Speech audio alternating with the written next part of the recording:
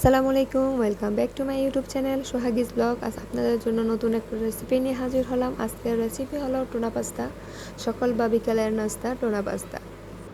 নিলাম টুনা মাছ। এখন গ্যাসে প্যান বসিয়ে দিয়ে দিব পরিমাণ মতো তেল, গোটা জিরে, পেঁয়াজ কুচি, সামান্য হলুদ, মরিচ এবং ধনিয়া পাতা গুঁড়ো। ভালো করে নেড়ে দিয়ে দেবো সামান্য পানি, দিয়ে দিলাম লবণ। এখন নেড়ে টুনা মাছ দিয়ে দিব।